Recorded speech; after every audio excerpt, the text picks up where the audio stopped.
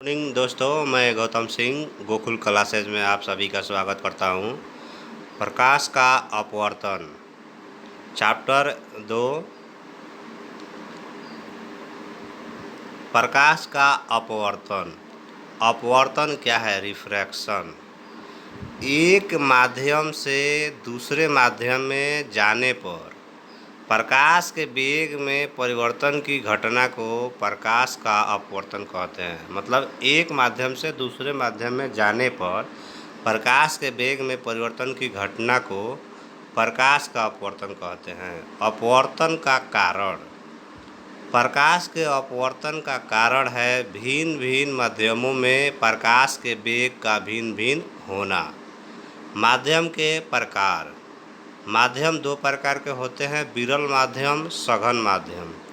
विरल माध्यम, जिस माध्यम में प्रकाश का वेग अधिक होता है उसे विरल माध्यम कहा जाता है। सघन माध्यम, जिस माध्यम में प्रकाश का वेग कम होता है उसे सघन माध्यम कहा जाता है। जैसे हवा में विरल माध्यम से सघन माध्यम यानी कि कांच के तरफ, हवा यानी कि विरल माध्यम से सघन माध्यम में।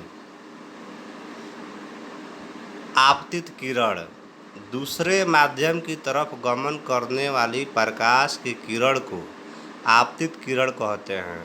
अपवर्तक किरण, दूसरे माध्यम में प्रवेश करने पर अपने पूर्व पथ से विचलित किरण को अपवर्तक किरण कहते हैं। निर्गत किरण, दूसरे माध्यम से पुनः पहले माध्यम में निकलने वाली किरण को निर्गत किरण कहते हैं। अपवर्तन कोण, अपवर्तन किरण और आपतन बिंदु पर अभिलंब के बीच के कोण को अपवर्तन कोण कहते हैं। निर्गत कोण, निर्गत किरण और अभिलंब के बीच कोण को निर्गत कोण कहते हैं। जैसे देखिए, आपतित किरण, ये किरण आती हुई और आकर बिंदु से टकराने के बाद ये प्रकाश जो है इधर आया और आपको निर्गत किरण के तरफ चला गया, यानी कि कांच से वायु की तरफ। अपवर्तन के नियम। अपवर्तन के दो नियम होते हैं, आपतित किरण, अपवर्तक किरण तथा दोनों माध्यमों को अलग करने वाले सतह के आपतन बिंदु पर अभिलंब सभी एक ही तल होते हैं। यानी आपतित किरण, अपवर्तक किरण तथा दोनों माध्यमों को अलग करने वाले सतह के आपतन बिंदु पर अभिलंब सभी एक ही तरह के होते हैं। दूसरा, प्रकाश से किसी निश्चित रंग तथा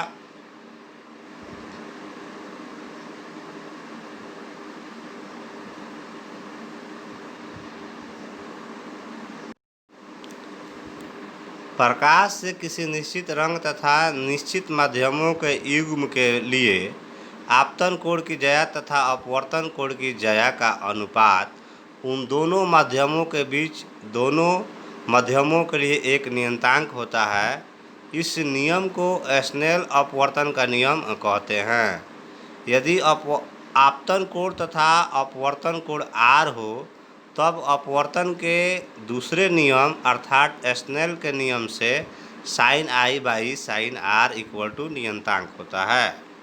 इस स्थिरांक को पहले माध्यम की अपेक्षा दूसरे माध्यम का अपवर्तनांक कहते हैं। अपवर्तनांक को n या म्यू से सूचित किया जाता है। Sine i by sine r बराबर n या म्यू। प्रकाश की चाल, यानी प्रकाश की चाल की मान जो होता है 3 × 10⁸ मीटर सेकंड इन्वर्स 1। हवा में प्रकाश की चाल जो है 3 × 10⁸ मीटर सेकंड इन्वर्स 1। जल में प्रकाश की चाल जो है 2.5 × 10⁸ मीटर सेकंड इन्वर्स 1। कांच में प्रकाश की जो चाल है 2 × 10⁸ मीटर सेकंड इन्वर्स 1। अपवर्तनांक दो प्रकार के होते हैं, निरपेक्ष अपवर्तनांक, सापेक्ष अपवर्तनांक। निरपेक्ष अपवर्तनांक, हवा के सापेक्ष किसी प्रकाशित माध्यम के अपवर्तनांक को निरपेक्ष अपवर्तनांक कहते हैं। यानी प्रकाश की चाल c हो, हवा पॉइंट P प्रकाश की चाल v1 हो, प्रकाश की चाल c हो और प्रकाश का चाल v2 हो, तो माध्यम 1 का निरपेक्ष अपवर्तनांक n1 बराबर हवा में प्रकाश की चाल यानी कि c/v1 होता है। n1 बराबर c/v1। अगर v2 हो यहाँ और v1 हो तो इसी प्रकार माध्यम 2 में n2 बराबर c/v2 होगा, इसलिए n2 बराबर c/v2। सापेक्ष अपवर्तनांक हवा के अतिरिक्त अगर दो प्रकाशिक माध्यमों का युग्म हो तब उनमें से किसी एक माध्यम के सापेक्ष दूसरे माध्यम का अपवर्तनांक दिया जाए तब उसे सापेक्ष अपवर्तनांक कहते हैं। जैसे देखिए, चाल के तरफ से v1 चल दिया और I कोण बनाया n अभिलंब के साथ, और उसके बाद आपतित होते हुए चाल v2 के तरफ r बनाया n अभिलंब के साथ, इसलिए n21 बराबर v1/v2 होगा। n21 बराबर v1/v2 होगा। वही n12 बराबर v2/v1 होगा। जब n21 रहेगा तो v1/v2, n12 रहेगा तो v2/v1 होगा। लेंस किसे कहते हैं? पृष्ठों से घिरा हुआ कोई पारदर्शी माध्यम जिसका एक या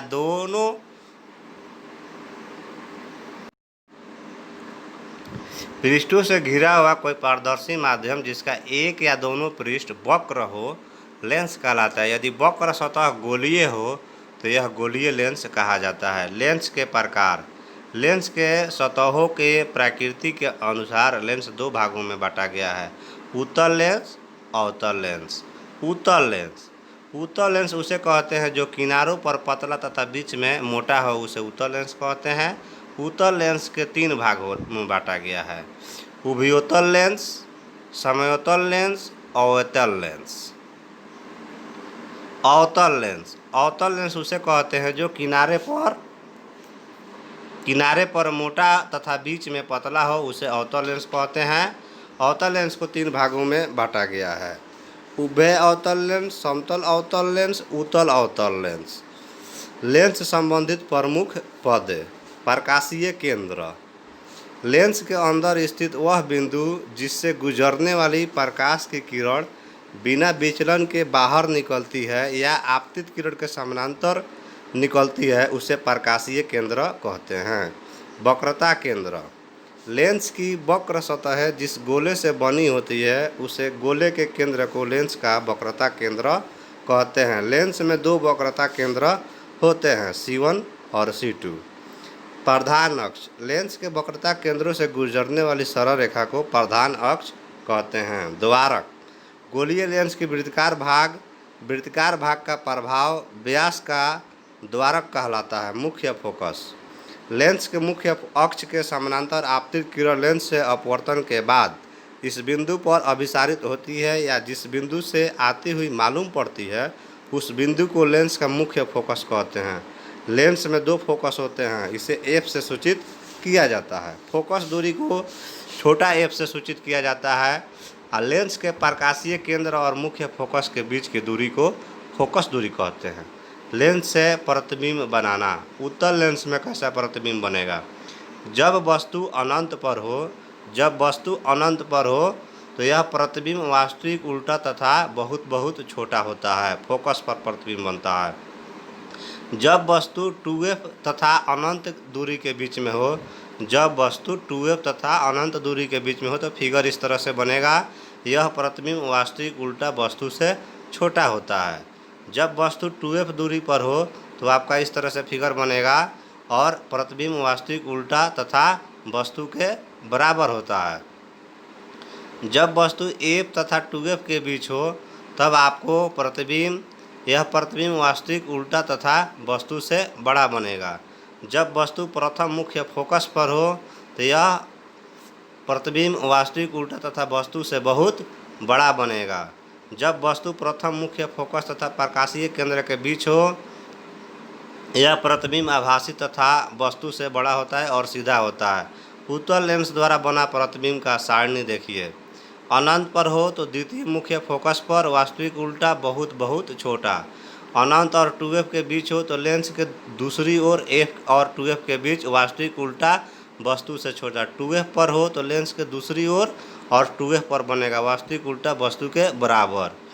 2f और f के बीच हो तो लेंस के दूसरी ओर 2f और अनंत के बीच होगा, वास्तविक उल्टा वस्तु से बड़ा बनेगा। प्रथम मुख्य फोकस पर होगा तो लेंस के दूसरी ओर अनंत पर बनेगा, वास्तविक उल्टा वस्तु से बहुत बहुत बड़ा बनेगा। प्रथम मुख्य फोकस और प्रकाशीय केंद्र के बीच हो तो लेंस के उसी ओर जिधर वस्तु है आभासी सीधा वस्तु से बड़ा बनेगा। अवतल लेंस के लिए जब वस्तु अनंत दूरी पर हो तो अवतल लेंस में इस तरह से फिगर बनेगा, तब आभासी सीधा तथा वस्तु से बहुत बहुत छोटा होता है। जब वस्तु अनंत और प्रकाशीय केंद्र के बीच हो तो आपको इस तरह से फिगर बनेगा, यह प्रतिबिंब आभासी सीधा तथा वस्तु से छोटा होता है। अवतल लेंस द्वारा बना प्रतिबिंब का सारणी देखिए, अनंत पर हो तो लेंस उसी ओर द्वितीय फोकस पर, आभासी सीधा और वस्तु से छोटा। अनंत और प्रकाशीय केंद्र के बीच में हो तो लेंस के उसी द्वितीय फोकस और प्रकाशीय केंद्र के बीच, आभासी सीधा और वस्तु से छोटा। लेंस का आवर्धन क्या है? लेंस द्वारा बने प्रतिबिंब की ऊंचाई और वस्तु की ऊंचाई के अनुपात को लेंस का आवर्धन कहते हैं और इसे m से सूचित किया जाता है। तो m बराबर प्रतिबिंब की ऊंचाई बटा वस्तु की ऊंचाई, hi/h0। लेंस की क्षमता, किसी लेंस की क्षमता लेंस की फोकस दूरी के व्युत्क्रम के बराबर होता है और इसे p से सूचित किया जाता है, p बराबर 1/f। लेंस की क्षमता का SI मात्रक डाईऑप्टर होता है, इसे d से सूचित किया जाता है। उत्तल लेंस की क्षमता धनात्मक होती है, अवतल लेंस की क्षमता ऋणात्मक होती है। उत्तल लेंस अवतल लेंस कांच प्लेट की पहचान कैसे करते हैं? उत्तल लेंस अगर छपे अपने वास्तविक आकार से बड़े दिखाई पड़ते हैं, छपा हुआ कोई भी पेपर पे, न्यूज़पेपर पे अगर बड़ा दिखाई पड़ता है तो उत्तल लेंस, अगर छपे हुए अक्षर वास्तविक आकार से मतलब जितना साइज हो उससे छोटा दिखाई पड़ता हो तो अवतल लेंस। कांच प्लेट की आकार अगर बराबर दिखाई पड़ती है तो कांच की प्लेट होती है।